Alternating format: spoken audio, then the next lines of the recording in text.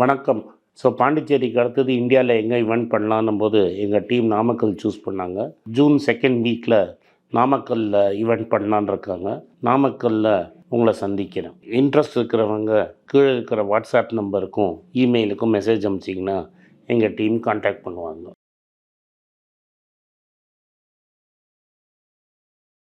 வணக்கம். மீண்டும் மணிப்பேச்சில் உங்களெல்லாம் சந்திப்பதில் எனக்கு மிக்க மகிழ்ச்சி. இன்னைக்கு காலத்தால் திறந்தோடனே டமால்னு விழுந்துச்சு மார்க்கெட்டு. இன்னைக்கு நிஃப்டி 195 பாயிண்ட் டவுனில் இருக்குது. நான் பார்க்குறச்ச அப்படின்னா பிராட் மார்க்கெட்டு விழுந்திருக்கு. நிஃப்டி பேங்க்கு 330 அப்பு. கோல்டு 45 ரூபா குறைஞ்சிருக்கு, 6730. உலக மார்க்கெட்லேயும் கோல்டு குறைஞ்சிருக்கு. ஏன்னா இன்ஃப்ளேஷன் இப்போதைக்கு குறையாது அப்படிங்கிற ஒரு பயத்தில் ஏதோ ஒரு நியூஸ் வந்ததுனால ட்ரெஷரி ஈல்டு ஏறிச்சு.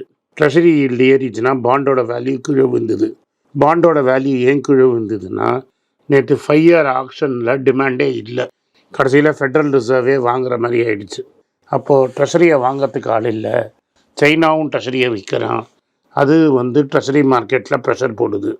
அப்படின்னா ஈல்டு ஏறுது, கோல்டு ஸ்ட்ரென்த்தன் ஆகுது. கோல்டு ஸ்ட்ரென்த்தன் ஆனால் டாலர் விழுது. ஓவராலாக நேற்று எல்லா அமெரிக்கன் மார்க்கெட்டில் டி அண்ட் நாஸ்டாக் 17,000 கீழே போயிடுச்சு.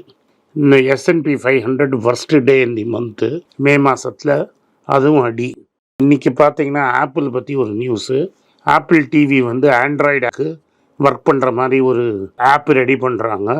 So sports app and TV app for Android ready ஆகிறாங்க. ஸோ ஆப்பிள் சர்வீசஸில் எக்ஸ்பேண்ட் ஆகுது. ஸோ டிவியும் ஸ்போர்ட்ஸ் ஆப்பும் வரும். இப்போ இது வரைக்கும் ஆப்பிள் கரெக்டாக எங்களுக்கு எவ்வளோ சப்ஸ்கிரைபர் இருக்காங்க, ஆப்பிள் டிவிக்கு ரெவென்யூ எவ்வளோ வருதுன்னு பேசலை. இப்போ பிவைடியும் டொயோட்டாவில் பின்னாடி சேர்ந்துட்டாங்க. அவங்க என்ன சொல்லிட்டாங்கன்னா, ஒரு hybrid model with 1300 mile driving range. அதாவது 300 மைல்ஸ் ரீஃபியூவலிங் இல்லாமல், ரீசார்ஜிங் இல்லாமல் ஒரு தனியாக ஒரு வண்டி. தட் இஸ் நீங்கள் பெட்ரோலும் போட வேண்டாம், சார்ஜும் பண்ண வேண்டாம், 1300 மைலுக்கு ஒரு வாட்டி பண்ணால் போதும்னு ஒரு வண்டியை பிவைடி இறக்கியிருக்காங்க. இது $13,775 ஆரம்பித்து $19,280 வரைக்கும் வந்திருக்கு. இது சைனாவில் சிடான் செக்மெண்ட்டுக்கு ரொம்ப லோ. ஸோ வாரன் பஃபெட் கூட கொஞ்சம் ஷேர்ஸ் இருந்தது. இது மெயினாக சார்லி மங்கர் பேக் பண்ண ஷேரு.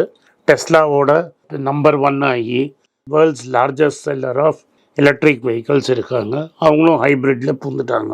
ஸோ இது வெரி கிளியர் நியூஸு. பிவைடியும் டொயோட்டாவோட சேர்ந்துட்டாங்க. இது டெஸ்லாவுக்கு ஒரு பெரிய வார்னிங் சைன். அடுத்தது கோல்டு இடிஎஃப்லேருந்து AUM $3.9 பில்லியன் விற்றுருக்காங்க. இந்த கோல்டு ஏற ஏற பேங்க் வாங்க, சைனா ரீட்டைல் வாங்க, இந்தியன் ரீட்டைல் வாங்க, வேர்ல்டு வைடு இருக்கிற AUM அசட் அண்டர் மேனேஜ்மெண்ட்லேருந்து 4000 billion, 3.9 to be exact billion dollars வெளில போயிருக்கு. இது 2 இருக்குது, GDX அண்ட் GLD அப்படின்னு.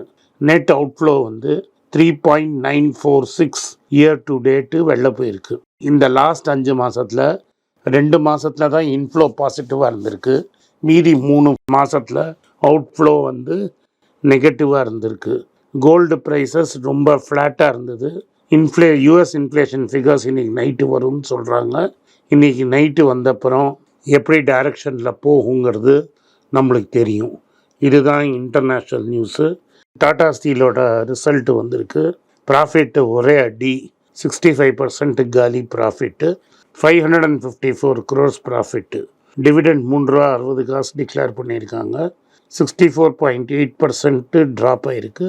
போன வருஷம் 1566 கோடி இருந்த ப்ராஃபிட்டு 554.6 கோடி குறைஞ்சிருக்கு. ரெவென்யூ ஃப்ரம் ஆப்ரேஷன் 58,687.3 crores ஆயிருக்கு. ஸோ அதனால் ஸ்டீல் மார்க்கெட்டில் இவங்க 19 மில்லியன் டன்ஸ் எக்ஸ்பேண்ட் பண்ணியிருக்காங்க. Last year 9% ஏற்றிருக்காங்க. பட் இந்த கான்காலில் 2-3 ஹைலைட்ஸு. இந்தியாவிலேருந்து காசை ரூட் பண்ணி சிங்கப்பூர் மூலமாக எக்ஸ்டர்னல் டெட்டை குறைக்கிறாங்க. அதாவது யூரோப்போட கம்பெனிக்கு வாங்கின டெட்டை இந்தியன் ஆப்ரேஷன்ஸ்லேருந்து பணத்தை நகர்த்தி குறைக்கிறாங்க. இந்த வருஷம் $2.1 பில்லியன் கடனை குறைக்கிறாங்க. இந்தியாவில் 3000 கோடிக்கு கடன் வாங்குறாங்க NCD. ஒரு கேள்விக்கு இப்போதைக்கு கடன் அடைக்கிறதா பிளான் இல்லை, எங்களால் சொல்ல முடியாது, ஒரு டைம் டேபிள் கொடுக்க முடியாதுன்னு ஓப்பனாக சொல்லிட்டாங்க. இப்போதைக்கு எக்ஸ்பேன்ஷன் ஃபேஸு இந்த வருஷத்துக்குள்ளே கலிங்கா நகர் எக்ஸ்பேண்ட் பண்ணி முடிப்போம். லூதியானாவில் கொஞ்சம் காசு போடுவோம். அதுக்கப்புறம் நெதர்லாண்ட்ஸ் அண்டு இங்கிலாண்டில் வேணுங்கிற இன்வெஸ்ட்மெண்ட்லாம் இந்த வருஷம் முடித்து நெக்ஸ்ட் இயருக்கு தான் கேஷ் ஃப்ளோஸ் நெட் ஜீரோ ஆகும் யூகேலேயும் நெதர்லாண்ட்ஸ்லேயும்னு சொல்கிறாங்க. அதே சமயத்தில் யூகேலேயும் நெதர்லாண்ட்ஸ்லேயும் க்ரீன் ஸ்டீல் மட்டும் மேனுஃபேக்சர் பண்ண போகிறதாகவும், அதுக்கப்புறமா அதுதான் ஃபஸ்ட் மூவர் அட்வான்டேஜ்னு கம்பெனி கிளைம் பண்ணுது. ஓவராலாக என்ன கேட்டிங்கன்னா விலை ரொம்ப ஜாஸ்தி. இன்றைக்கி 5% குறைஞ்சப்புறம் கூட 160க்கு மேலே இருந்தது நான் பார்க்குறச்ச. மேபி இன்னும் கொஞ்சம் விழுந்திருக்கலாம். பட் நம்ம கன்சிடர் பண்ணுற ரேஞ்சு 120 கீழே போனால் தான். இப்போ விலை ரொம்ப ஜாஸ்தியாக இருக்குது. ஆல்ரெடி நம்ம வாங்கியிருக்கிறோம். நம்ம 900 800லேருந்து வாங்கி அது ஸ்ப்ளிட் ஆச்சு 90 80லேருந்து வாங்கியிருக்கிறோம். நல்ல ப்ராஃபிட்டில் இருக்குது. பல கம்பெனிகளை இந்த கம்பெனி வாங்கியிருக்கு. அந்த லிஸ்ட்டை சைடில் போடுறேன், நீங்கள் பார்த்துக்கோங்க. கோரஸ் வாங்கியிருக்காங்க, பூஷன் ஸ்டீல் வாங்கியிருக்காங்க, உஷா மார்டின் வாங்கியிருக்காங்க, லீலாஞ்சல் இஸ்பாத் நிகம் வாங்கியிருக்காங்க. அதுக்கப்புறமா என்னென்னா கலிங்கா நகர்னு ஒரு இடத்துல ஒரிசாவில் ஒரு க்ரீன்ஃபீல்டு பிளான்ட்டே போட்டாங்க. இதெல்லாம் டாடா ஸ்டீலு, இதில் தான் எல்லா கடனும் போயிட்டுருக்கு. இதே சமயத்தில் அங்கே பிரிட்டிஷ் கவர்மெண்ட் சப்போர்ட்டோட பிளாஸ்ட் ஃபர்னஸை க்ளோஸ் பண்ணிட்டு எலக்ட்ரிக் ஆர்க் ஃபர்னஸும் கொண்டு வர போகிறாங்க. இதுதான் ஓவராலாக டாடா ஸ்டீலை பற்றி நியூஸு. கம்ப்ளீட்டாக அவாய்ட் பண்ணிவிடுங்க. பேட்டாவோட இந்தியாவோட Q4 ரிசல்ட்ஸு நெட் ப்ராஃபிட் 64 கோடி ரூபாய் இருக்குது. போர்டு 240% டிவிடெண்ட் டிக்ளேர் பண்ணியிருக்காங்க. பேட்டா நெட் ப்ராஃபிட் 63.64, 2.98% போன வாட்டிக்கும் இந்த வாட்டிக்கும் டிக்ளைன். டிவிடெண்ட் 12 ரூபா கொடுத்துருக்காங்க. அது 240% of its face value. Bata India company own showrooms 1329 franchisee ஸ்டோர்ஸையும் சேர்த்து பண்ணுறாங்கன்னு கேள்வி. இந்த கம்பெனி ரொம்ப எக்ஸ்பென்சிவ், 65-70 டைம்ஸ் ஏர்னிங்ஸில் இருக்குது. அதை பக்கமே போகாதீங்க. ITC hotel demerger CCI approval வாங்கிடுச்சு. இந்த டிமர்ஜர் ஆகிடுச்சுன்னா ஐடிசி ஹோட்டல்ஸோட 40% ஐடிசியில் இருக்கும், மீதி 60% நம்மளை மாதிரி ஷேர் ஹோல்டருக்கு கிடைக்கும். அதனால் நம்மளுக்கு நல்லது. 51 லட்சம் கோடி எல்ஐசியில் இருக்குது. இதில் இருக்கிற 51 லட்சம் கோடி பாகிஸ்தானோட ஜிடிபியோட 2 டைம்ஸ் சைஸில் இருக்குது. அதாவது $614.21 பில்லியன். நேரு காலத்துலேருந்து ஆரம்பித்து இன்றைக்கி வரையும் கலெக்ட் பண்ணியிருக்கிறோம். இதை விற்றுருக்காங்க பார்லிமெண்ட்டில் பேசாமல். ஸோ அடுத்தது என்னென்னா எல்ஐசி இப்போ மார்க்கெட் ஷேராக இவங்களுக்கு அடியில் குறைஞ்சிருக்கு. 70% இருந்த மார்க்கெட் ஷேர் 59% ஆகிடுச்சு. இன்னும் குறையும் அப்படிங்கிறது தெளிவாக இருக்குது. இப்போ எல்ஐசி முழிச்சு இப்போ ஹெல்த் இன்சூரன்ஸில் வரலாமான்னு பார்க்குது. என்னோடய அட்வைஸ், எல்ஐசி பாலிசி பக்கம் போகாதீங்க, நிச்சயமாக லாஸ் ஆகும். எனி இன்சூரன்ஸ் கம்பெனி பக்கமும் போகாதீங்க. உங்களுக்கு தேவை ஒரு டேர்ம் பாலிசி தான். உங்களுக்காக இன்வெஸ்ட் பண்ணுறேங்கிற பாலிசியை தேவையில்லை. அதே மாதிரி 2014 எஃபிஐஸ் இந்தியாவில் புல்லிஷாக இருந்தாங்க. Domestic institutional investors விற்றாங்க. 2019 2 பேருமே என்த்யூசியஸ்டிக்காக வாங்கினாங்க. 2024 டொமஸ்டிக் வாங்குறாங்க, எஃபிஐ விற்கிறாங்க. இது நானாக கற்பனை பண்ணிக்கல.